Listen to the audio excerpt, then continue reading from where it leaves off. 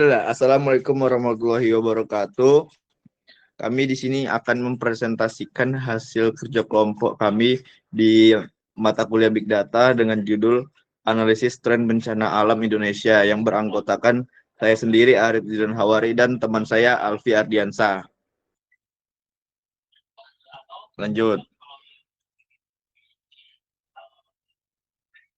Oke, di materi kita kali ini apa saja yang akan kita bahas? Yang pertama itu adalah latar belakang, perumusan masalah dan tujuan penelitian. Yang kedua, sumber data, alur analisis, dan teknik statistik.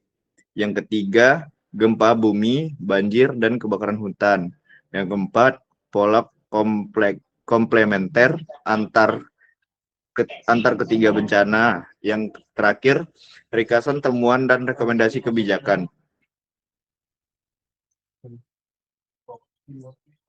Oke, yang pertama pembahasan kita adalah di latar belakang.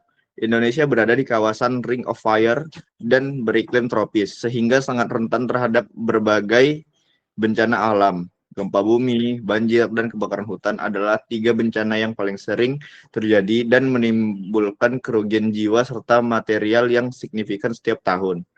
Pendekatan Big Data memungkinkan analisis berskala besar untuk mengidentifikasi pola, tren, dan faktor risiko yang sulit terdeteksi dengan metode konvensional, mendukung peringatan dini dan mitigasi yang lebih tepat sasaran.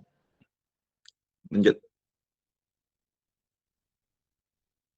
Rumusan masalah dan tujuan. Yang pertama, rumusan masalah. Bagaimana tren frekuensi gempa bumi di Indonesia tahun 2008 sampai 2023? Yang kedua, faktor apa yang paling berkorelasi dengan kejadian banjir 2020 sampai 2024? Yang ketiga, bagaimana pola musiman dan spasial kebakaran hutan di 16 provinsi? Dan yang terakhir, adakah pola lintas dataset untuk strategi mitigasi terpadu? Untuk tujuan penelitian, yang pertama, menganalisis tren temporal frekuensi dan intensitas gempa bumi.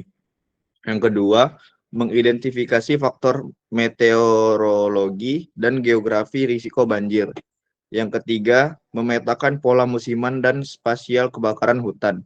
Dan yang terakhir, menyajikan dashboard ringkasan lintas dataset untuk rekomendasi kebijakan. Lanjut. Oke, kita masuk ke metodologi. Sumber data. Di sini datasetnya kita menggunakan gempa bumi, banjir, dan kebakaran hutan. Untuk nama filenya katalog gempa Indonesia, data banjir Indonesia, kebakaran hutan wilayah. Periodenya 2008 sampai 2023, 2020 sampai 2024. Nah, untuk cakupannya gempa bumi kita nasional, banjir mencakupi kabupaten atau kota, lalu yang terakhir kebakaran hutan yaitu mencakupi 16 provinsi. Oke, di sini kita memakai toolsnya. Baik lagi.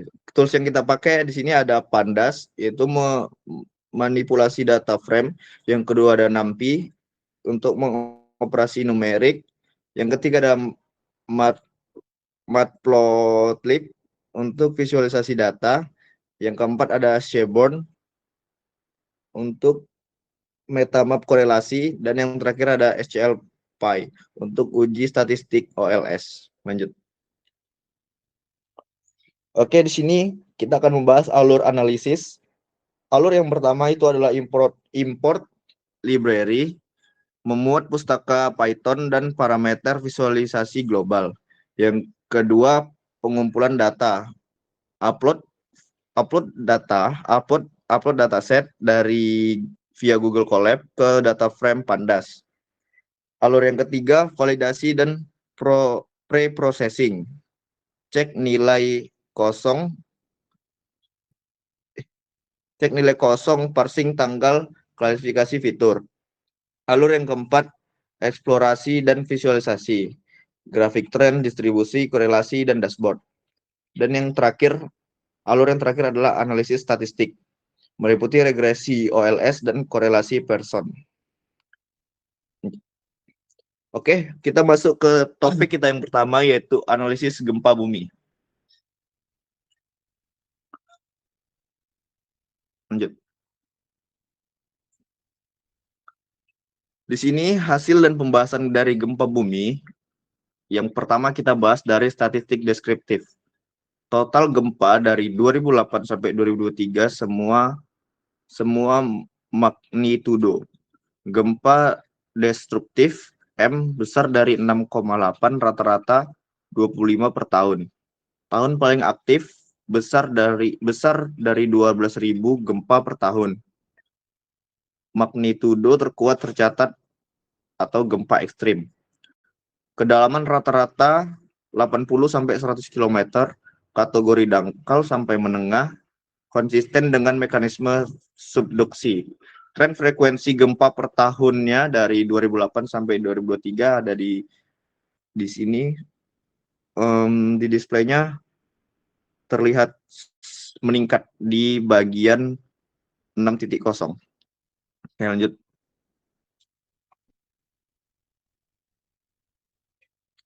Di sini kita bahas distribusi dan wilayah teraktif. Distribusi kelas magnitudo untuk trennya diawali dari 0, lanjut sampai ke sekitar 50.000, baru naik lagi, naik terus turun. Untuk di top 6 wilayah paling aktif, seismik itu meningkat terus. Sulawesi, Sumbawa, NTT, dan pantai selatan Jawa mendominasi 10 besar wilayah teraktif. Sulawesi tercatat tertinggi pasca gempa Palu 2018 akibat aktivitas sesar Pulau Karo. Uji regresi linier menunjukkan tren meningkat dengan rumus R kuadrat sama dengan 0,40, P sama dengan 0,009, signifikan secara statistik. Lanjut. Oke, di sini akan dijelaskan oleh Alfi. Baik, masuk ke analisis banjir. Yang pertama, statistik dan tren tahunan. Total observasinya dari tahun 2020 sampai 2024. Merupakan kejadian banjir aktual. Kenaikannya terjadi dari tahun 2020 sampai 2022. Curah hujan rata-rata lebih tinggi saat banjir.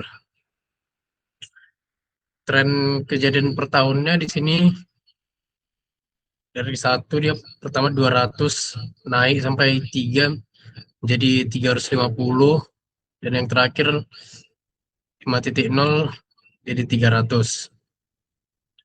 Dan pola musiman banjir per bulannya pertama dari 1 dia hampir menyentuh 250, kemudian 5.0 50, dan yang terakhir 12 150 lebih. Kemudian faktor resiko dan wilayah rawan. Korelasi persen kejadian banjir bisa terlihat seperti pada grafik di bawah, dan juga top 6 kabupaten atau kota rawan banjir.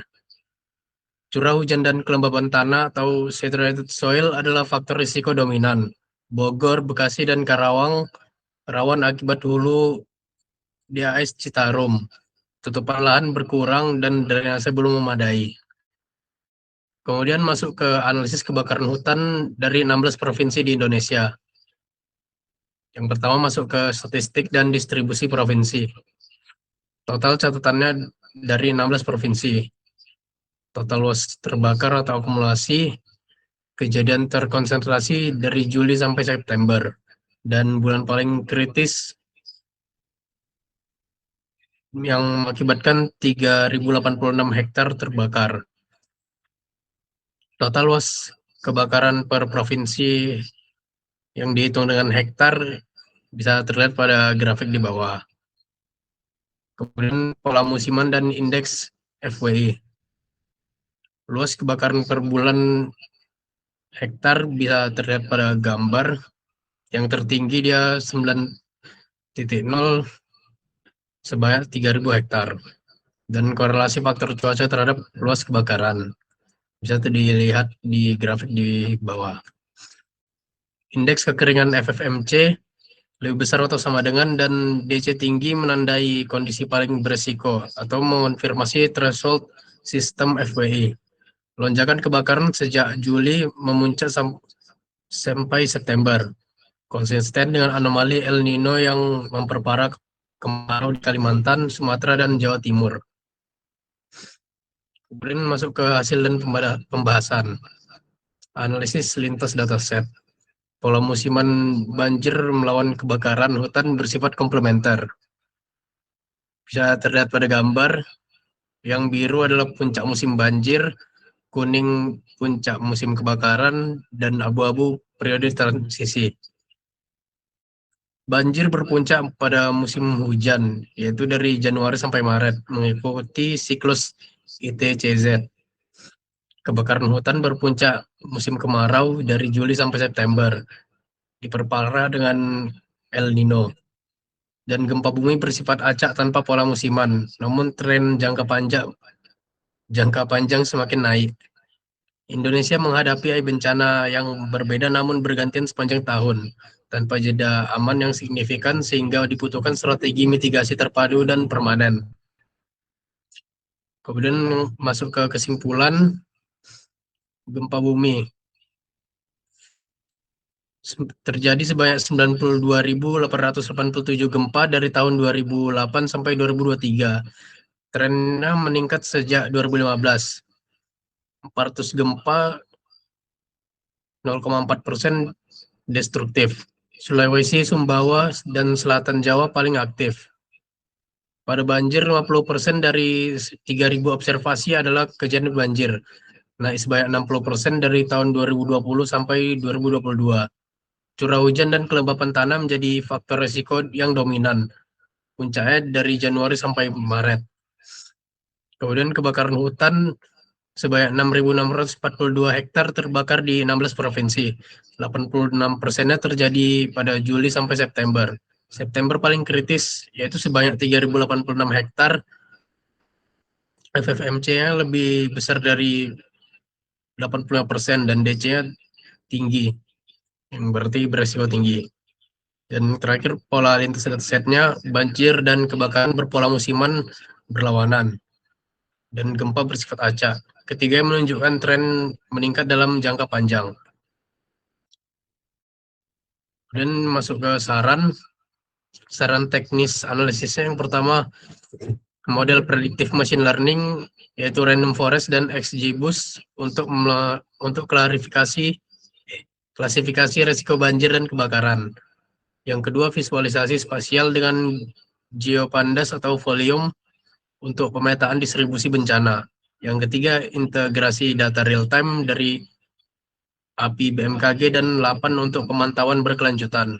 Dan yang keempat, analisis time series atau Prophet atau ARIMA untuk proyeksi tren ke depannya. Saran kebijakannya, yang pertama, BNPB meningkatkan kesiapsiagaan banjir dari Oktober sampai Desember dan kebakaran dari Mei sampai Juni sebelum musim puncaknya. Yang kedua, Pemda Bogor, Sulawesi, Bekasi, dan Karawang memprioritaskan restorasi DAS dan infrastruktur drainase modern. Dan yang ketiga, program pencegahan kebakaran di Riau, Kalimantan Barat, dan Jawa Tengah diperkuat dengan deteksi dini berbasis citra satelit. Sekian presentasi dari kelompok kami. Jika ada kekurangan mohon maaf. Wabillahi taufiq wal hidayah. Assalamualaikum warahmatullahi wabarakatuh.